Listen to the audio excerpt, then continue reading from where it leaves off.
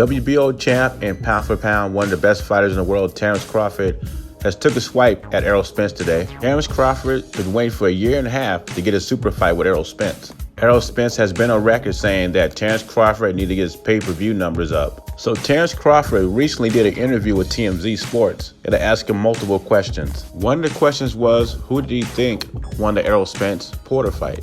He said it was a very close fight, but he gave the edge to Porter. He thought Porter landed more punches. He also goes in to say that before the fight, he was telling everybody the Spence and Porter fight's gonna be a good fight, and the people around him thought he was crazy. And I have to admit myself, I'm one that thought Porter would last 12 rounds.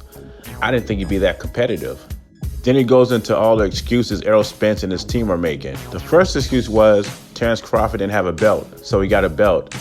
Now the next excuse is coming up that he doesn't make enough money on pay-per-view. He doesn't sell enough pay-per-view, so they won't fight him. Next thing you know, Errol Spence be doing a credit check. Now the other excuse is he's got to collect all three belts, the IBF, the WBA, and the WBC, so you get the 70-30 split. That doesn't sound like a very confident champion to me. This sounds like a champion that thinks he's gonna lose against Terrence Crawford. So he's trying to get all the money he can just in case he loses. Now, Bob Arum said he talked to Al Heyman, and Al Heyman said that fight will happen in 2020. And for our sakes, I hope it does, because I want to see a prime Terrence Crawford against Errol Spence. So I think a prime Terrence Crawford stops Errol Spence within 9 rounds. My friends ask me, why do I get on Spence about his resume?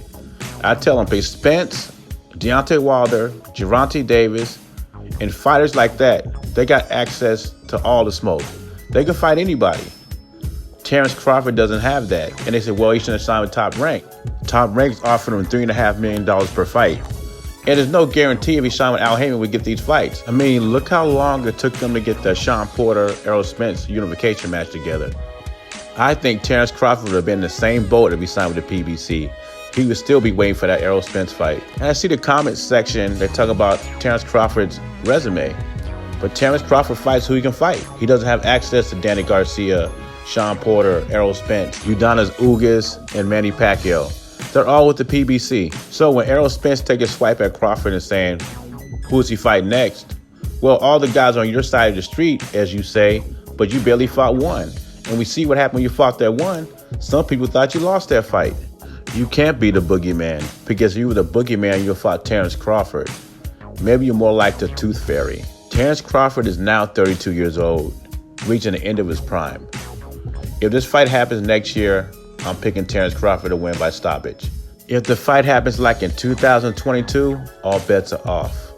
And the last thing that Terrence Crawford said in his interview, he told Spence, take your panties off and sign the contract. Leave your comments and opinions below. Jay Beezy. Subscribe to the channel. I'm gone.